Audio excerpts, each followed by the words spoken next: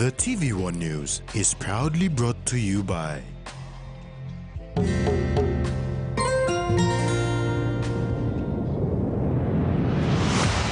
BSP, our bank, our people.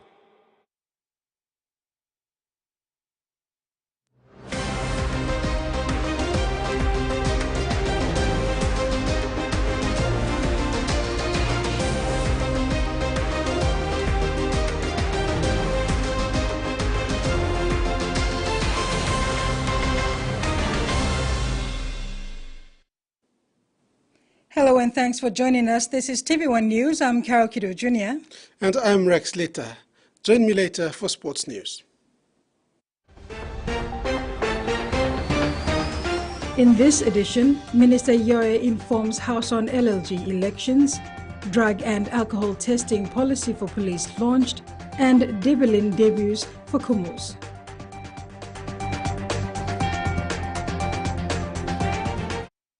MP for Chuave James Nomane has warned the government that if law and order issues in the country are not seriously addressed, foreign direct investments will be affected, including social issues in the country. Nomane raised this concern in Parliament on Wednesday. Parliament must seriously address law and order in the country before talking about investment and other issues. This is the remarks made in Parliament by MP for Chuave, James Nomane, in support of the statement presented by the Minister for Internal Security, Peter Tsiamalili Jr. on the floor of Parliament recently. Mr. Nomane called on the Minister to get his department in order and address the law and order seriously. Now, to put things in perspective, a white paper, when we engage professionals, it should take no longer than 4 to 6 weeks to have a white paper on internal security drafted for leaders of parliament to debate on. 4 to 6 weeks. Why has the good minister waited for 1 year in the ministry to say that now we need to start drafting a white paper? What's he been doing in the last 12 months? So, with that in mind, I seriously encourage the good internal security minister to get his house in order and make sure that this white paper, it's done and done expeditiously so that there's clear direction for the RPNGC and we can start moving in the right direction for law and order in the country. He says police welfare and other needs must be addressed by the government. Mr. Nomane also calls for devolving the powers of the police to the provinces so they can be engaged in addressing the law and order effectively. We have a real capacity issue. I want to know what's the strategy, what's the plan to not only increase the people in uniform, the men and women in uniform, which I absolutely salute, but about the assets, about the dilapidated buildings, about the housing, about police insurance, the equipment, the weapons, the uniforms, and the list goes on. What are we going to do about the culture? The good governor just made reference to the fact that the men and women in uniform don't respect the uniform. They're chewing betel nut, they're drinking beer, they're smoking. So what's the overall strategy to address the culture within the RPNGC? So we become the envy of the Pacific. Freddie Mo, TVWAN News. With the local level government elections scheduled for next year, questions were raised today on how the LLG presidential elections will be conducted. The Minister for Intergovernment Relations and Provincial Affairs, Soraya Yoe, was tasked today to inform the nation on the department's plans for the coming LLG elections. Member for Kokopo, Eraman Tobaining Jr. sought answers from the minister during question time today. By Usaturu, elect him president, all ward members or all people. Providing a background of the methods in which previous LLG elections were conducted, the minister said it has always been ward members voting for the LLG presidents. However, he said the option of people voting for the LLG president was open and is something he needs to consult on with the cabinet for approval. We take the paper to cabinet to look at this issue.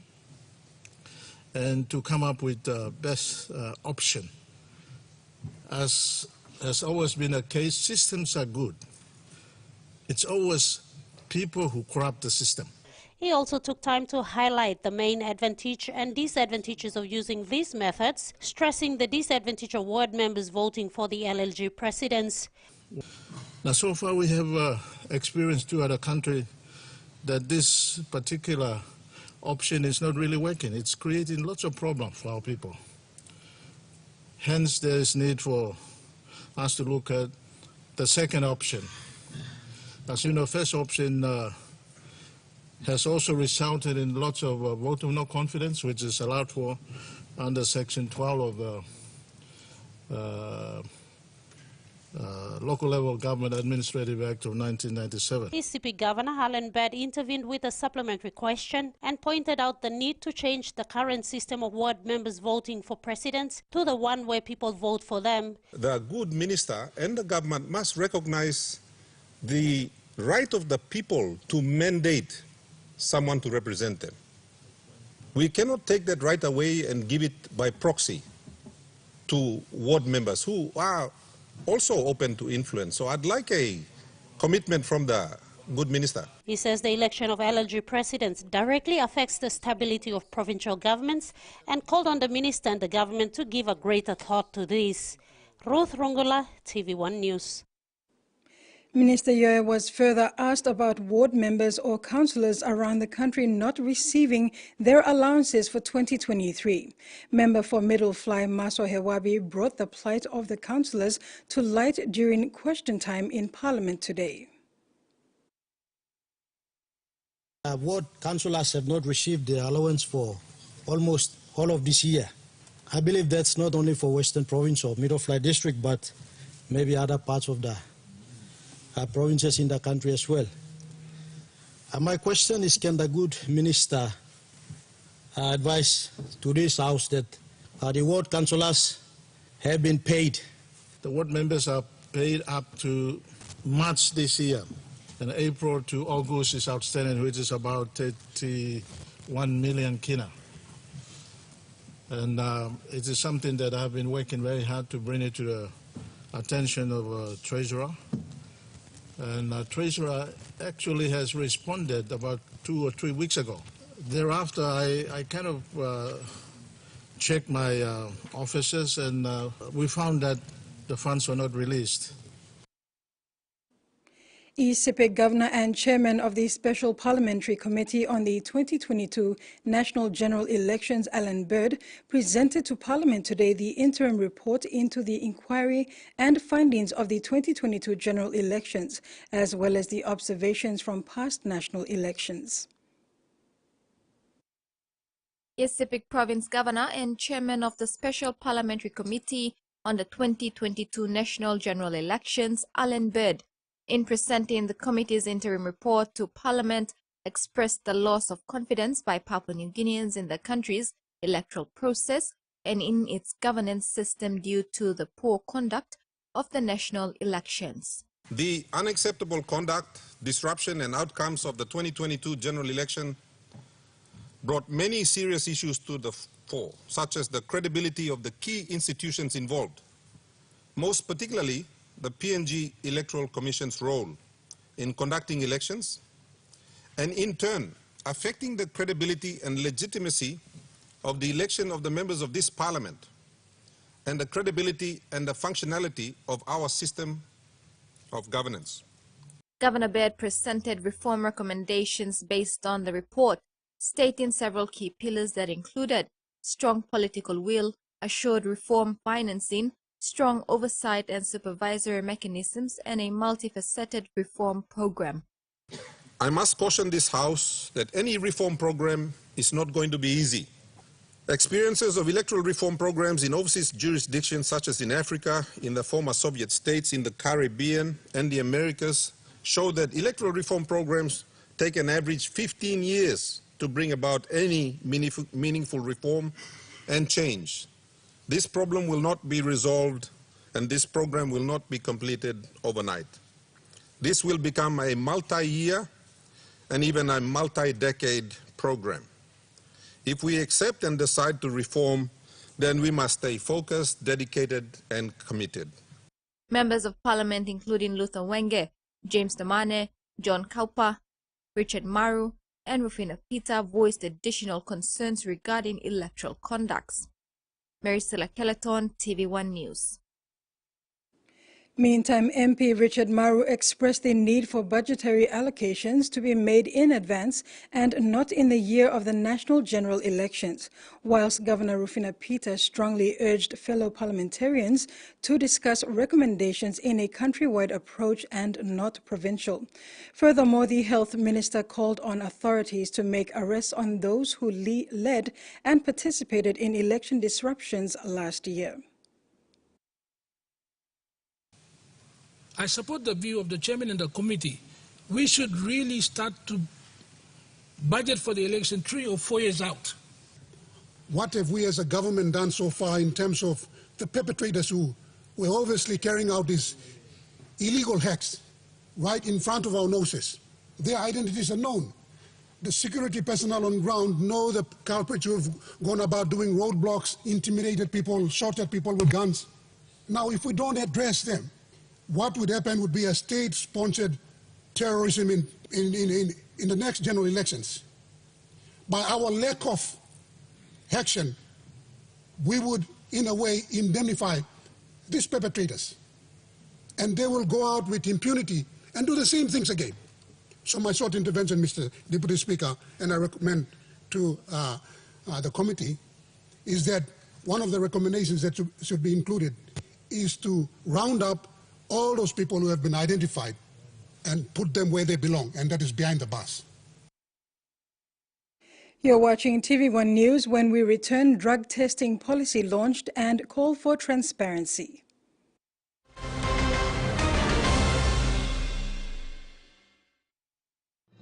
Experience a convenient and smarter way to do your banking with BSB Mobile Banking. You don't have to leave the office or your home to pay for bills. You can view your account balance, transfer funds, top up phone credits, or purchase Easy Pay units wherever you are. Visit your BSB branch today to register now for BSB Mobile Banking. BSB Mobile Banking, the smarter way to bank. BSB, our bank, our people. Enjoy life when we work together, making happy memories that last forever. Hot in talk, young or old, as calories, family meal with home. We'll bring out the smiles, cause it's our favorite from mine. Tennessee cola, scale rice, on scale price. Tennessee cola, scale rice, on scale price. Amber, you like it? A true champion is measured by their courage, their determination, and their passion to never give up and to always keep trying. With a delicious Milo in milk taste and added nutrients, Milo in milk is a great way to fuel our little champions with nourishing energy every day. Because true champions give it their all. Milo, PNG and Mia. Find PNG made. Ton, ton, ton, ton, hino, ton, ton. Nihimomo. If you can't stop thinking about the Hino range of trucks, then you better drive one today. Hino. Ton, ton.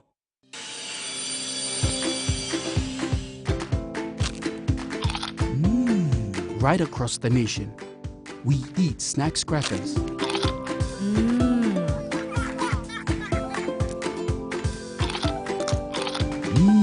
Emi trupla. All get a young planalapun, only like him snacks crackers.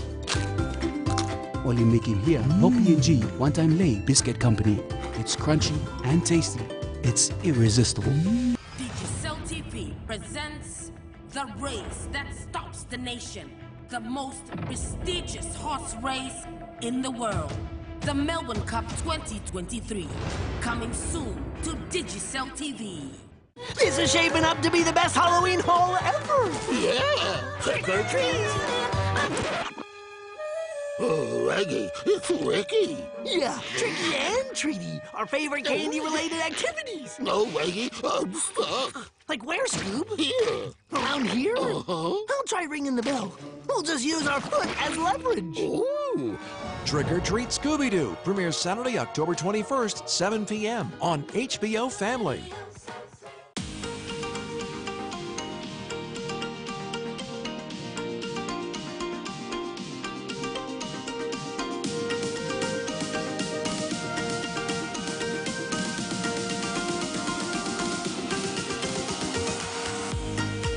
Absolutely ridiculous.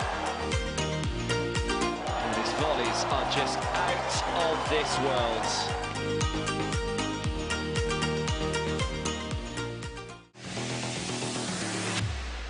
Down on the ground, the Fijian. Kebalo, oh, Butterfingers there out of the hands of Dotty. You've got to be careful. He's up. Ramos in the corner.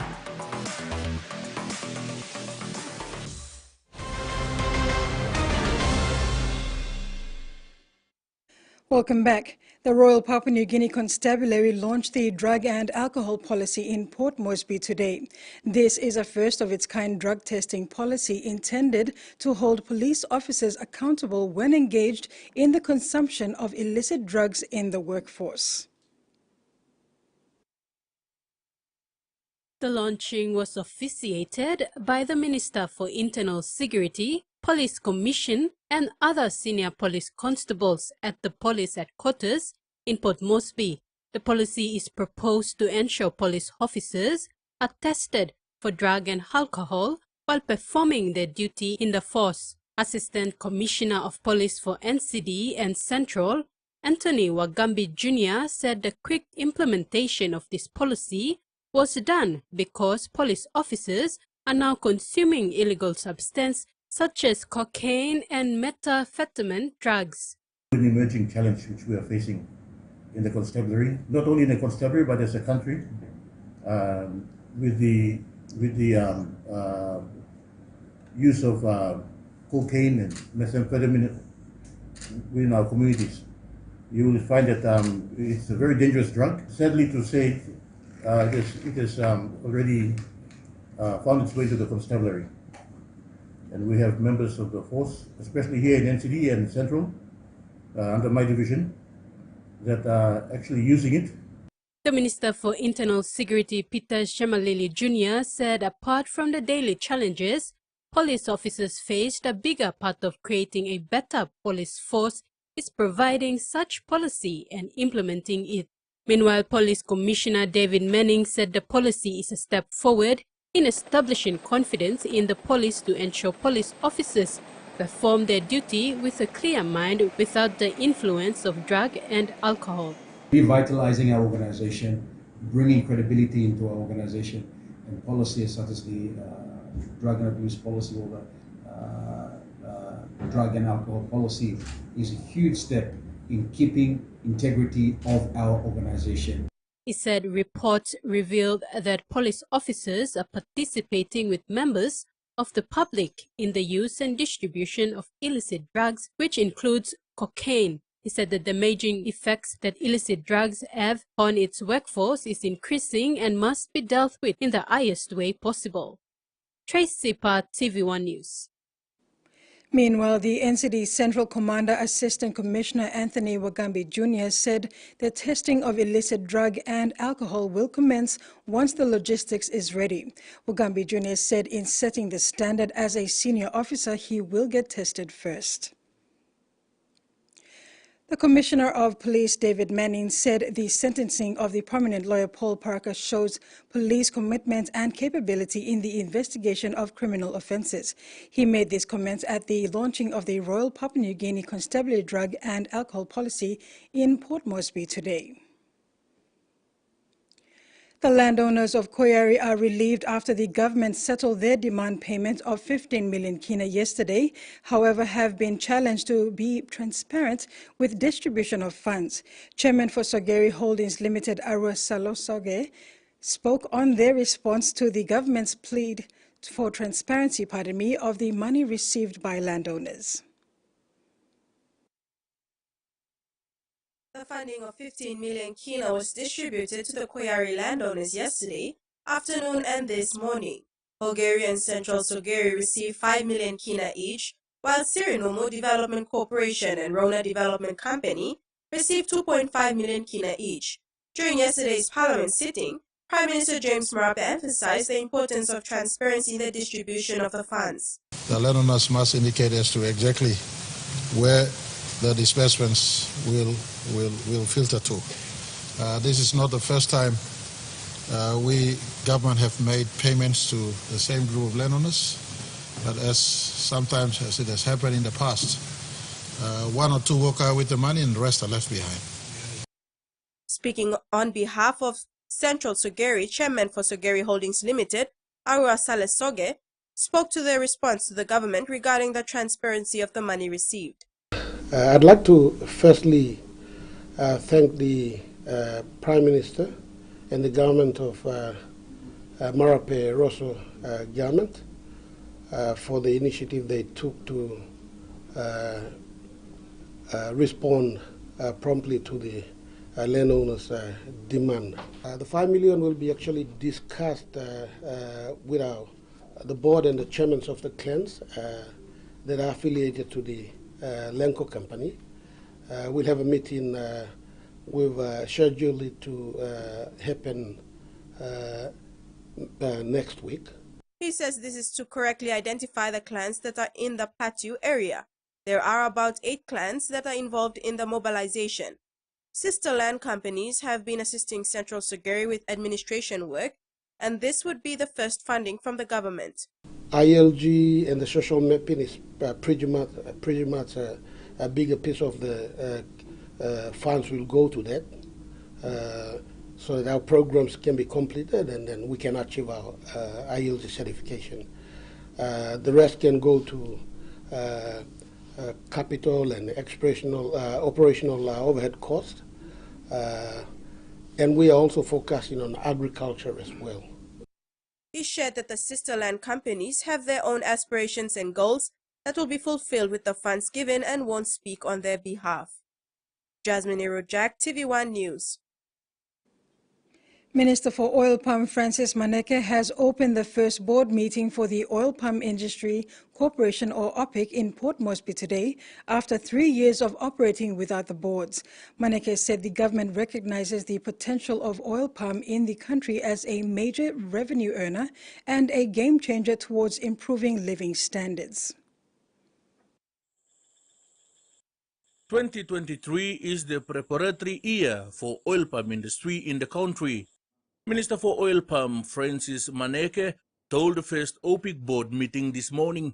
He says this term of government marks a new beginning for palm oil industry in PNG because the national government has recognized palm oil as a special economic impact agriculture commodity.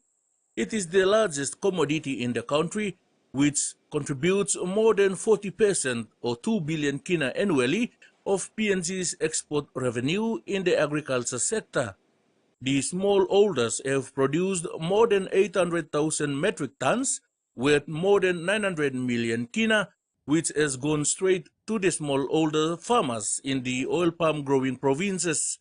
Minister Maneke says it is timely for Oil Palm Industry Corporation Act 1992 to be reviewed, thus the National Palm Oil Policy Draft and Palm Oil Industry Authority Bill 2023 draft are evidence of the wider consultation, discussions, and thinking contributed by all stakeholders.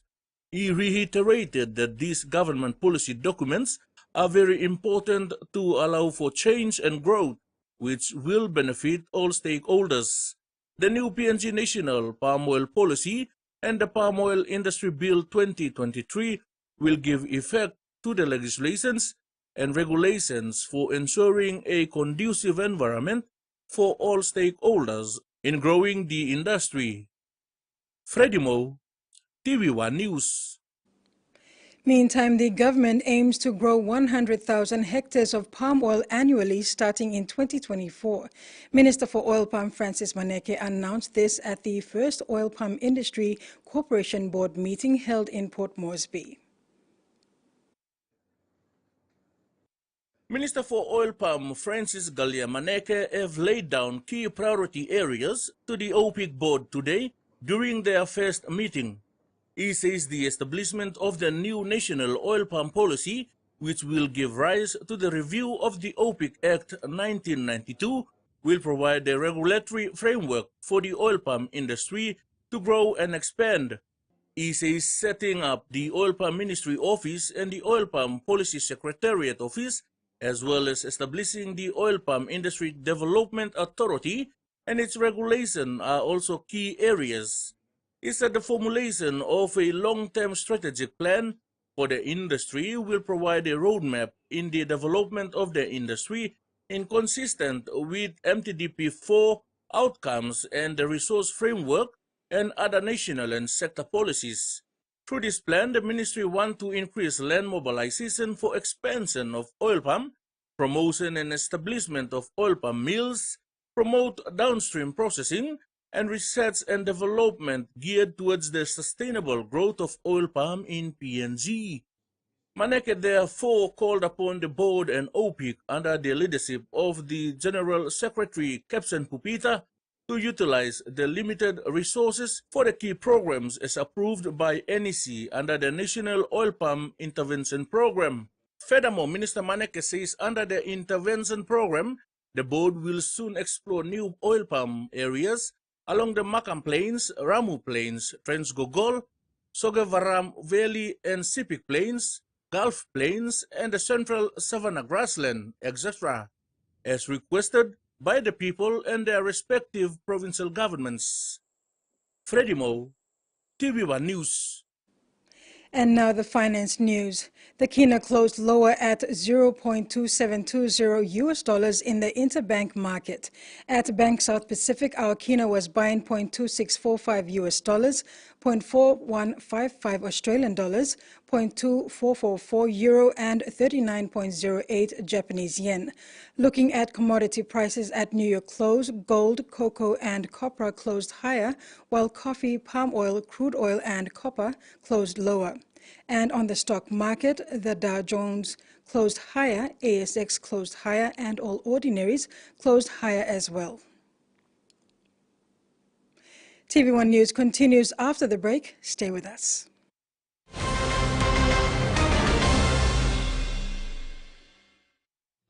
Experience a convenient and smarter way to do your banking with BSP Mobile Banking. You don't have to leave the office or your home to pay for bills. You can view your account balance, transfer funds, top up phone credits, or purchase Easy Pay units wherever you are. Visit your BSP branch today to register now for BSP Mobile Banking. BSP Mobile Banking, the smarter way to bank. BSP, our bank, our people. Hey, you want to talk? Want to win one of 4 Costa buses? Simply collect 6 SP Lager Red promo caps and enter the draw at a participating store near you. There are heaps of other great prizes to win too, like SP Hunters jerseys and other awesome SP Lager gifts. So enter the draw today for a chance to win. There's a bus to be won in Islands, Southern, Momase, and the New Guinea Islands. SP Lager, Bungi Mumi! Hiya, Mama. You wait time, but me add him special flavor. Put in more flavor, put in more taste. Magical cuddle, get up and big smile on face. Time for kimchi and a great kumutu. Sip, sip, the moo, yes, magic on you. Maggi, the taste PNG loves. When you're spending time with family, when you've got a big day ahead, when you have given it all you've got, when you're putting on a feast, that's when you want the best. That's when you want flame rice. New flame rice. Win him, Olgeta.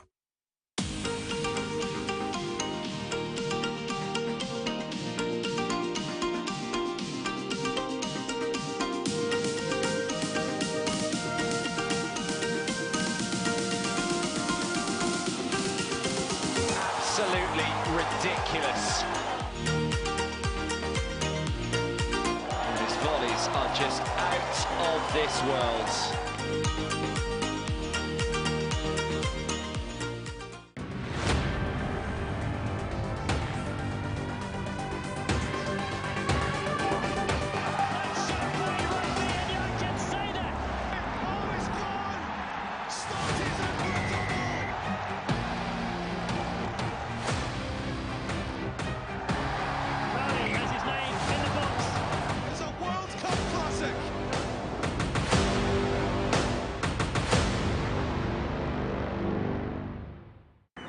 Get ready for a mouth-watering dive into the wild with Mike Robinson. Look at that! Good job. Ow! It's the ultimate catch and cook. I have noticed that you have not gutted it. I tend not to gut it. There's so much flavour. That's stunning, to be fair. You know, we're enacting what our ancestors did. It's in our DNA to do this. Fishing the Wild. Streaming now on Outdoor.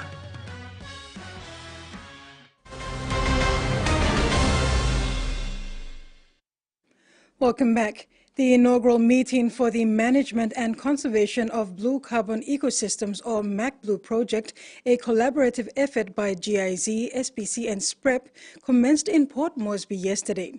Led by Dr. Milika Sobey from GIZ, the workshop marks the beginning of the project's engagement with the government of Papua New Guinea. The MacBlue project's goal is to enhance coastal biodiversity, conservation and management in Pacific Island countries, focusing on seagrass and mangrove ecosystems. Through innovative remote sensing approaches, the project aims to map the extent of these ecosystems in Fiji, Papua New Guinea, the Solomon Islands and Vanuatu. The gathered data will be instrumental in assessing carbon storage capacity, emission potential and ecosystem services. The objectives of the Inception workshop are fourfold: informing stakeholders, tailoring to national priorities, assessing current policies, and identifying priority sites. The workshop schedule includes sessions on the MacBlue project overview, mapping and inventory data of mangroves and seagrasses, and an assessment of past management approaches in Papua New Guinea.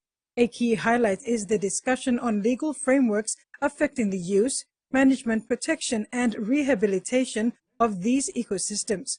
Dr. Milika Sobey facilitated breakout groups engaging participants in discussions on community challenges, threats to mangroves and seagrasses, and the identification of priority sites. The day will have concluded with a plenary session to synthesize the day's discussions, identify the country's needs, and plan the way forward.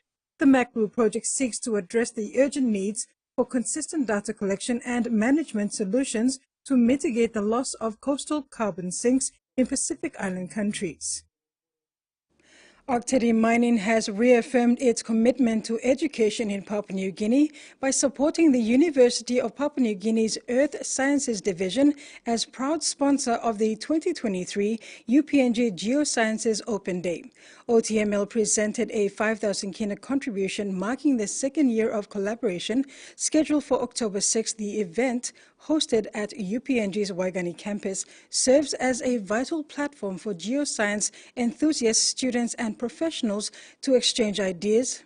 The occasion is especially significant as UPNG's Earth Sciences Division celebrates its Golden Jubilee, commemorating 50 years of excellence in geoscience education, research, and partnerships.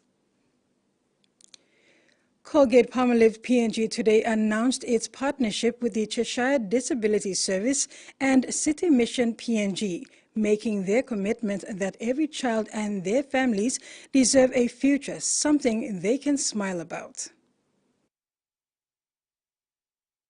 Colgate-Palmolive's support for Cheshire Disability Service focuses on the facility in Hoola, catering to 15 residents with various disabilities. Additionally, Colgate is extending support to their education program, ensuring quality education for children with and without disabilities. Turning their attention to City Mission PNG, Colgate is making a substantial contribution to House Ruth in Port Moresby and House Clare in Lae. These facilities provide crucial services such as shelter, medical coverage, legal support, counseling, and social services those affected by gender-based violence. Colgate-Palmolive's combined support over the next 3 years amounts to 452,000 kina. This includes 128,600 kina for Cheshire Disability Services and 324,000 kina for City Mission PNG to support their 2 facilities. Receiving the checks were City Mission General Manager Gerald Bengisa and Cheshire Disability General Manager Benson Hahambu. Beyond financial support, Colgate will be providing monthly supplies of essential oral, personal and home care products. These supplies are integral to ensuring the smooth operation of these vital community facilities. Moreover, Colgate is introducing the Bright Smiles, Bright Futures program, impacting the lives of Cheshire home residents, and the Inclusive Early Childhood Care and Education program. General Manager Colgate-Palmolive PNG Limited, John Wood, said that the Bright Smiles, Bright Futures is their global school health education initiative, and since its launch in 2010, it has positively impacted over 2.5 million children in Papua New Guinea. Colgate expresses its commitment to a lasting relationship with Cheshire Disability Service and City Mission, aiming for a future that shines bright for all. In regional news, Australia will rejoin the world's major global climate finance fund, reversing then Prime Minister Scott Morrison's government decision to withdraw from the United Nations initiative. The Abbott and Turnbull governments provided $200 million to the Green Climate Fund between 2015 and 2018 before Morrison announced he would no longer tip money into the Big Climate Fund. The Morrison government followed up in the 2019 budget by ceasing payments to the fund, which finances projects in the developing world that cut emissions and promote climate resilience. Foreign Minister Penny Wong announced on Thursday that Australia would rejoin the fund and announce a modest contribution before the end of the year. The Australian federal government has released the effigy of His Majesty King Charles III, which will soon begin appearing on coins produced by the Royal Australian Mint. This is something that really can't begin until after the death of the former sovereign, Queen Elizabeth II, and it's not until she passed that the design process can really even be spoken of. This is a very long process. The Royal Mint of the United Kingdom chooses a designer and a number of effigies. In this case, the Commonwealth has been given a design by a young UK designer named Dan Thorne, and that is the design and the effigy that the Royal Mint here in Australia has selected. The UK also has its own individual design, but what's common between all of the effigies is that it actually faces the other way to Queen Elizabeth II, where Queen Elizabeth faced the right, King Charles will face the left. And another tradition with the first iteration of a new sovereign on their first coin is that they don't wear a crown. Now, once this design process has been selected, there's a number of tests that need to happen to make sure that these coins can go out to the Australian population without any defects. There's also a number of Australian regulations. But obviously this is a huge endeavour for the Royal Mint here in Australia. Let's hear what our Assistant Minister for Treasury, Andrew Lee, had to say about the process. Since 1953, every Australian coin has borne a queen. That's been true since decimal currency came into effect in 1966. So this really is a historic occasion. So Jade, when can we expect these coins to begin circulating in Australia? The first coins that the Royal Mint here in Canberra is going to be releasing is the $1 coin, and it's expected that that'll be in our purses and in our pockets by Christmas of this year. Next year there'll be a progressive rollout of the $2 coin and the $5, $10, $20 and $50 notes. As we move forward, we also understand that this is around a year after the release of coins in the UK, but this is not something that the Royal Mint here in Australia wants to get wrong. There's machines here that produce up to 600 coins every single minute. And of course, while cash is not really king these days, if you do want to get your hands on one of King Charles III's coins, the best bet is to use cash again. And that ends the news segment. Over to you, Rex. Thanks, Carol. 1 million kina for Sports Federation. Morabel Rugby enters finals and PNG squads announced for the Pacific Championships. Those stories and more after the break.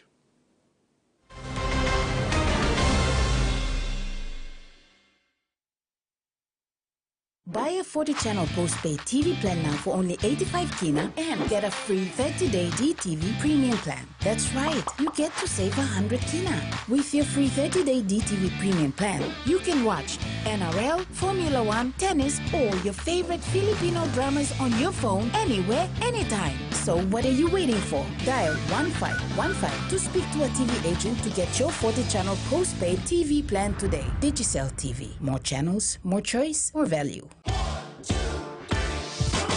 Great news! The Digicel TV app now has radio. That's right, your favorite radio stations are on the Digicel TV app, providing you with even more entertainment, plus free streaming of all your favorite radio stations. And you don't need headphones to listen. The Digicel TV app gives you the ultimate entertainment experience on the go, with more drama, more sports, more exciting movies, and now more radio to stream your favorite programs from wherever you are in PNG for free. So what are you waiting for? Download the Digicel TV app today for the ultimate entertainment experience. There's nothing more intense than this thing. I've been in racing my entire life since I was 3 or 4 years old. Anytime you get in one of these things, your life is in danger. There's no room for error. I mean, this is life or death. I'm determined. We travel across the country with this beast, and people just go nuts.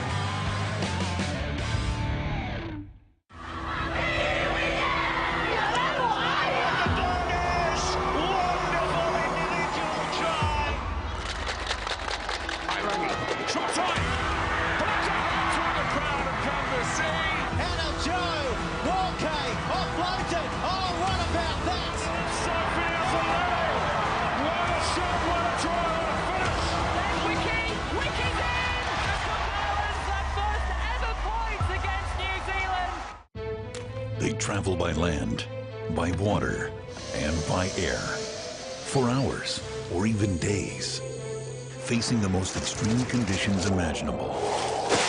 To these students, it's more than just a walk to school. It's a test of survival. And they do it every single day. The most dangerous ways to school, streaming now on Outdoor.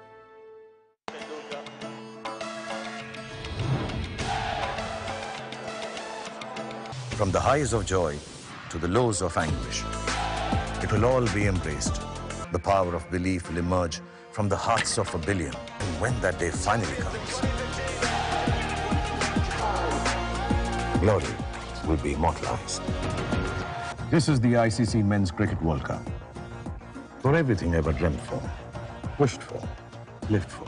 Without further ado, I give you the visionary artist, Magic Mike.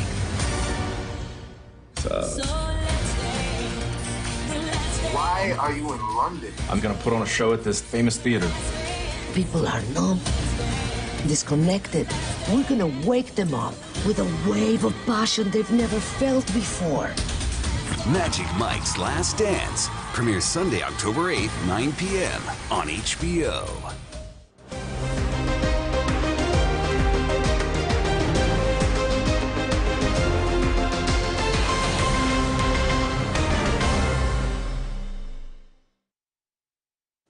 Welcome back.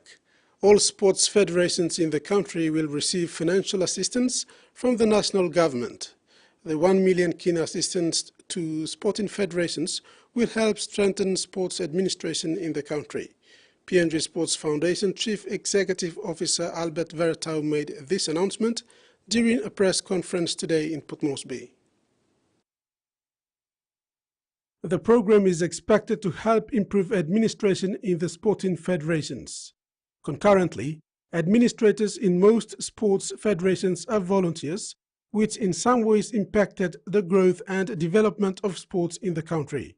Now that the government has stepped in to support, the sports federations will be able to get their administrative structures right and be able to execute their responsibilities. Now, obviously, the more they become, they professionalize their sport, the more funding will come to ensure that they then maybe recruit. If they have an administrator now, maybe the next lot of funding might look at a development officer within the sports ecosystem. So we don't go too far ahead of ourselves, but get the basics right, get the fundamentals right now in the next 3 to 5 years, and then obviously it'll evolve as time goes on. Although this money would not be enough for all sports federations, it is certainly a step in the right direction. With the consistent support from the government under its 2020 to 2050 National Sports Policy, sports would improve. The PNG Olympic Committee Secretary Alvita Rapila said this program is ongoing and organizations are expected to get their administrative structures in place to be part of the program going forward. We have a resource allocation policy at the PNG Olympic Committee where we secure funds for national federations. We have a resource allocation policy that guides how we distribute those funds, where national federations will have to apply for those grants, and they have to fulfill certain requirements, fulfilling their own governance requirements, meeting the obligations of their own constitution and fulfilling our constitutional requirements, and having in place the development plans and the high performance plans in order for us to sign off and allocate those funds. So we have that. Meanwhile, the Hockey Federation President Ray Lapun applauded the government's initiative to support sports federations to grow and develop. Some of our federations have gone out supported by NGOs to employ development officers to run our programs, and most of it has been done voluntarily. But with this funding from the government, it should go a long way in helping national federations in particular. The PNG Sports Foundation and PNG Olympic Committee will be working in the next few months to roll out the program.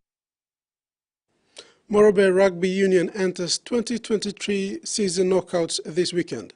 President Lionel Kamiak said ESS 10 City Lights, NGI Honeybrooks, Harlequins, Iraq Pirates and Royals have the upper hand, battle in the top 4 Premiership challenge with bigger match result expected. Morobe Rugby Union President Lionel Kamiak thanked sponsors who have made it possible coming thus far and almost reaching the end of the season 2023. From the way I see the game is going, we're looking 10 City Lights, ESS City Lights, NGI Honeybrooks Pirates, Iraq's Harlequins, Iraq's Pirates, Honeybrooks Harlequins, Royals, they are the top 4 competitive teams now. MRFU Association, Code Mibla Rugby, 15 squad Morobe.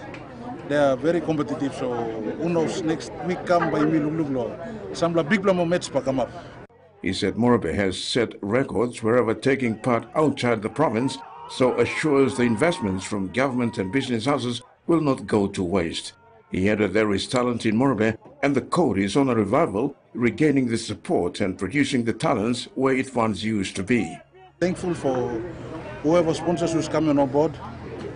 Now, me looking plenty of new raw talent will come up, and me bringing rugby go forward. So for the coming years, I think that Morobe Rugby Union and grow on Narbla level. Kamiak said despite the poaching of talents unearthed through Morobe Rugby Union, the second biggest union in PNG vows to continue producing raw talents. With season 2023 coming to an end, Kamiak is on a pathway to market and export players overseas. Coming up after completion of MRU 15 season 2023 is the Trends Highway Sevens, followed by the late Jeff Long Memorial Sevens and a proposed Interprovincial 15s challenge with Capital Rugby Union. After the grand final, the Morobe Rugby Union, Bamibla got Trends Highway Sevens, which Bamibla need to confirm him date, and then we have the Lung Memorial Sevens coming up. And also I'm in talks with the Capital Rugby Union President, Corey Chen, and the Capital Rugby Union to have a 15th inter-provincial cup. Bamibla either Bamibla go play Molo Mosby or we'll play them in late, but we'll see how things goes depending on the outcome. Terry Longwood, TVWAN Sports. PNG Kumul's halfback has been rumoured as a replacement of Jack Whiten at the Canberra Raiders, but the club has denied the intention of pursuing the signature of PNG Kumul's halfback Lachlan Lamb, who is contracted to the Leopards in the Super League. Lachlan's dad and Leopards coach Adrian Lamb stated after his side's elimination final loss to the Hull KR that his son will only be at Lee for a short time in order to prepare for a return to the NRL. Although Lamb has not ruled out his intention of returning to the NRL for his second stint, the matter is still in the air, with his form in the Super League guiding the team to the victory in Challenge Cup and making the finals in the Super League. The move could prove crucial. Meanwhile, Lamb is expected to play in the PNG Kumuls in the Pacific Championship that starts on October 14th. Meanwhile, Dragons lock Jack de Belin has been named in the PNG Kumul side for the first time ahead of the 2023 Pacific Championship sets for October 14th. De Belin is eligible to play for Papua New Guinea, a connection through his grandmother. The former New South Wales Blues first turned down the opportunity to represent PNG, claiming that it is rather deserving for those players that have close connection with the country and its culture. De Belin is happy to be part of the Kumuls team for this campaign. His experience in the big games will be handy for the Kumuls as they host Cook Islands in Port Moresby on October 14th. Wallabies great Marika Koroibete has likely played his last test after informing the team of his plans to retire after the Rugby World Cup in France. Koroibete has been one of the few genuine world-class Wallabies player in the recent seasons and is an exclusive club as a dual Jones Eels medalist with wins in 2019 and 2022. The dynamic winger was also named in the World Rugby Team of the Year last season.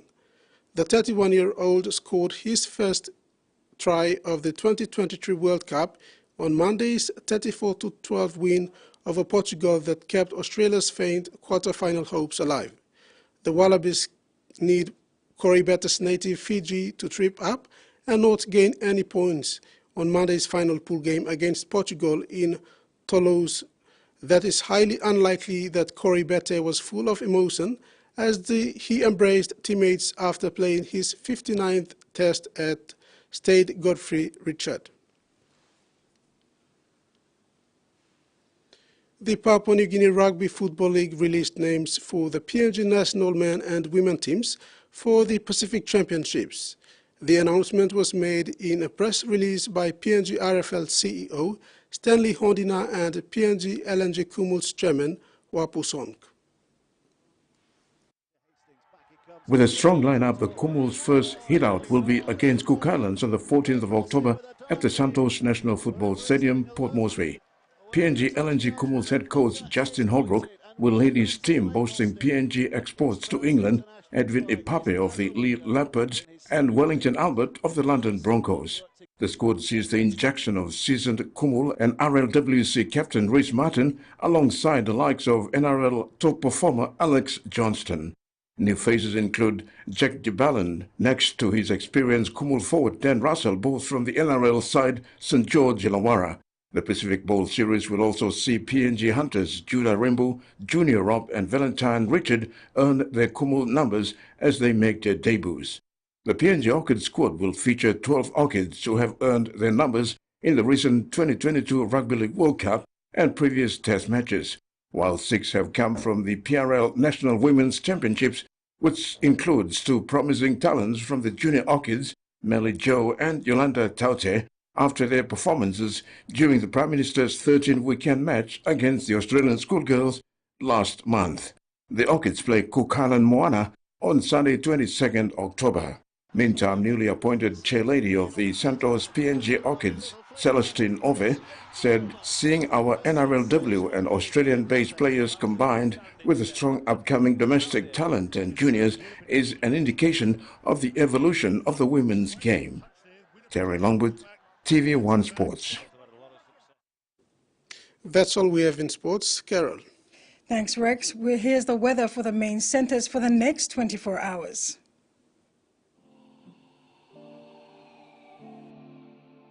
Southern region isolated showers and thunderstorms becoming scattered over Gulf provinces and Milne Bay province. Port Moresby partly cloudy with chances of few showers. Daru fine, Kerma rain showers and possible thunderstorms. A lot of showers and Poponeta few showers. Pomase region scattered showers and isolated thunderstorms. Ley partly cloudy with possible showers and thunderstorms. Madang few showers. Wewak partly cloudy with few showers and Vanimo few showers and possible thunderstorms. New Guinea Islands scattered showers and thunderstorms with rain areas. Lorengau cloudy periods with possible showers and thunderstorms. Kavieng few showers and possible thunderstorms. Kokobo Rabaul few showers. Kimbe a shower or two. Buka showers and possible thunderstorms.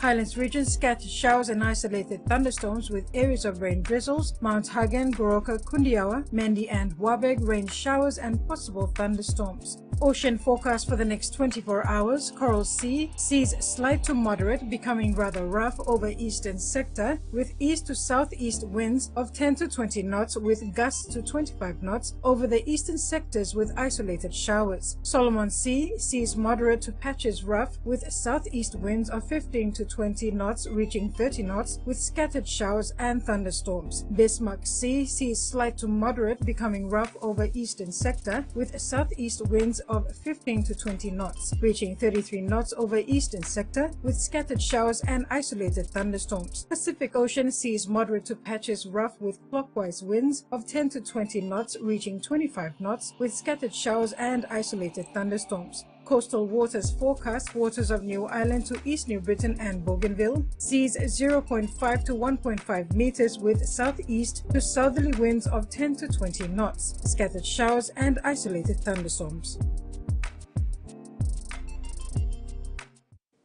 And that ends another edition of TV1 News. Thanks for your company. Bye for now.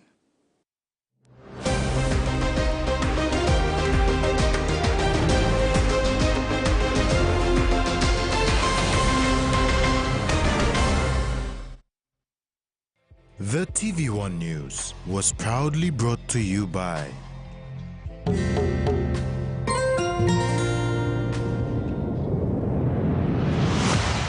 BSP, our bank, our people.